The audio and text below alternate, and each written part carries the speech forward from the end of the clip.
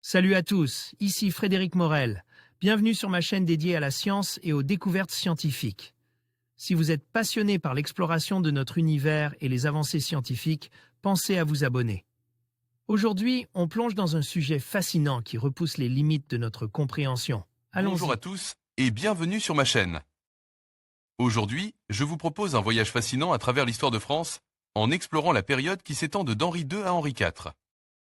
Nous allons plonger dans les enjeux politiques et les luttes de pouvoir qui ont marqué cette époque charnière, où la raison d'État commence à s'imposer comme un principe fondamental de la gouvernance.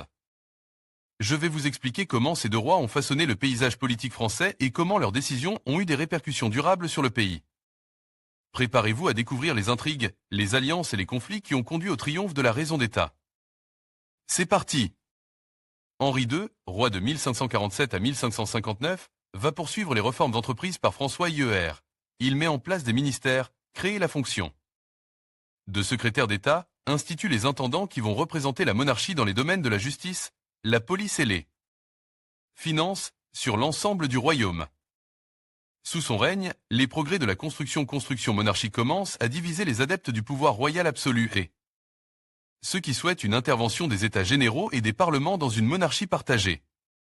La période 1559 à 1594 peut être considérée comme dangereuse pour la monarchie française. La faiblesse de l'autorité royale, minorité des rois François II et Charles IX, régence de Catherine de Médicis, est accentuée par 3 décennies de violents conflits religieux entre catholiques et protestants. Après l'assassinat du roi Henri III en 1589, Henri IV va lutter pour restaurer l'unité du royaume. Pour lui, l'État absolu doit être le garant de l'intérêt commun. Portrait du roi Henri II par François Clouet en 1559. RMN Grand Palais, Château de Versailles, Gérard Blot en mars 1563 s'achevait la première guerre civile entre catholiques et protestants. Il y en aura 7 autres. Pour la régente Catherine de Médicis et le chancelier Michel de l'Hospital, il est impératif de rétablir l'autorité royale fragilisée par les troubles religieux. La majorité de Charles IX est décrétée à ses 13 ans révolus, septembre 1563, et le roi entreprend avec sa mère et la cour, le Tour de France royale, qui permet au monarque de réaffirmer son autorité en rappelant à tous les sujets leur devoir d'obéissance. C'est le plus long voyage entrepris par un roi de France, de février 1564 à mai 1566, et c'est un instrument essentiel du gouvernement monarchique. Un lien direct s'établit entre le roi et le territoire du royaume. Le souverain manifeste aux yeux de tout cela majesté de son pouvoir en exercice. Portrait du roi Charles IX par François Clouet, vers 1566. Musée de la Fondation Bamberg, Hôtel d'Asseza, Toulouse. Musée de la Fondation Bamberg, Wikimédia Commons, domaine public. L'internationalisation et la politisation du conflit religieux français vont fragiliser les fondements du pouvoir monarchique en provoquant après la Saint-Barthélemy, août 1572, et la Cinquième Guerre civile, 1574 à 1576, un véritable plaidoyer pour une souveraineté partagée entre le roi, le conseil élargi aux membres de la haute noblesse et les États généraux. Ce concept de monarchie mixte s'oppose à celui de monarchie absolue défendu par des juristes comme Jean Bodin qui publie sa doctrine de la souveraineté en 1576. Il soutient que les États généraux doivent se cantonner à un rôle consultatif et que la souveraineté partagée constitue un danger pour l'obéissance due au roi. Et de conclure que le souverain seul fait la loi, cela lui permet d'imposer sa volonté dans tous les domaines. Henri III, un roi malème. Depuis la mort de Charles IX en mai 1574, Henri III tente de reprendre le royaume en main en se déclarant prince souverain non assujetti aux États. Henri III sait s'entourer de conseillers compétents et va abondamment légiférer durant son règne.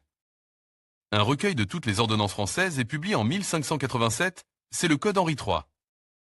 La période qui suit la Saint-Barthélemy voit naître une organisation des villes protestantes du sud du royaume, Province unie. Du Midi, véritable contre-pouvoir de la monarchie, Henri de Bourbon, futur Henri IV, est désigné comme protecteur de cette entité politique. Par réaction à la faiblesse du pouvoir royal qui a rétabli les droits des protestants avec la signature de la paix de Beaulieu.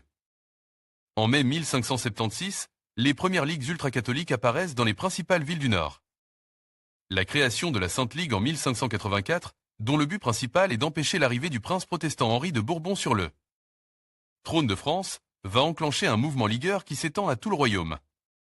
Il est soutenu par l'Espagne de Philippe II et la puissante famille de Guise, donc très dangereux pour la monarchie. Henri III convoque les États généraux, assemblée des trois ordres, noblesse, clergé, tiers-État, à Blois en octobre 1588, l'Assemblée. Sous l'influence des Guises, décrété que les décisions prises unanimement par les trois ordres deviennent des lois fondamentales. Les 23 et 24 décembre 1588, Henri III fait assassiner le duc et le cardinal de Guise. Après ce double événement, le roi est considéré comme un tyran expose à la théorie du régicide émise par les jésuites. Il est assassiné le IER août 1589. Portrait du roi Henri III par François Quesnel, après 1580. Musée national de Varsovie, Pologne. Musée national de Varsovie, Wikimedia Commons, domaine public Henri IV ou le triomphe de la raison d'État. Lorsqu'Henri IV devient roi de France en 1589, il est encore protestant, donc en contradiction avec l'une des trois lois fondamentales du royaume qui exige la catholicité du souverain.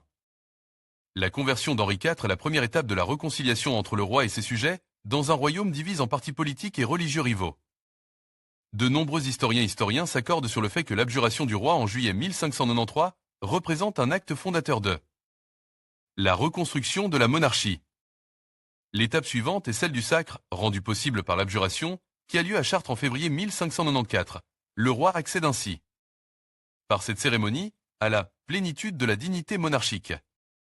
En septembre 1595, Henri IV reçoit enfin l'absolution du pape. C'est la réconciliation entre le roi et l'Église catholique. Portrait du roi Henri IV portant en écharpe la bannière blanche et la croix de l'ordre du Saint-Esprit, par Franz Pourbu le Jeune vers 1620. Château de Versailles, Wikimedia Commons, domaine public la raison d'État triomphe avec l'unité du royaume retrouvée et elle se concrétise. Dans la signature de l'édit de Nantes, le 30 avril 1598. Conclu après 2 années de négociations difficiles, cet édit de tolérance accorde notamment des droits civils et politiques aux protestants.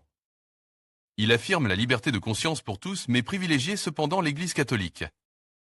Par ce texte, l'État absolu incarne par le roi, contrôle la religion et devient le garant de l'intérêt général. L'édit de Nantes est le premier texte à distinguer le citoyen qui obéit à la loi du roi et le croyant qui est libre de son choix religieux prive.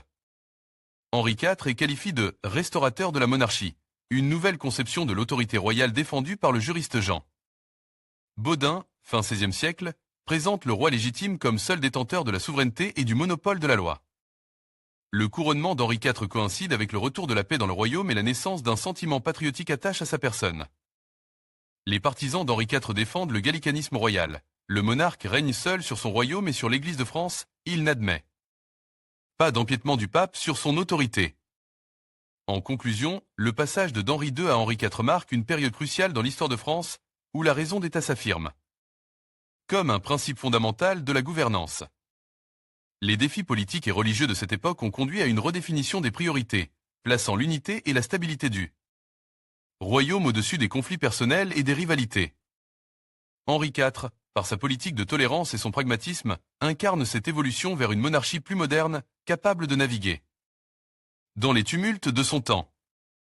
Ainsi, cette période nous rappelle l'importance de la raison d'État dans la construction d'un avenir pacifique et prospère pour la nation.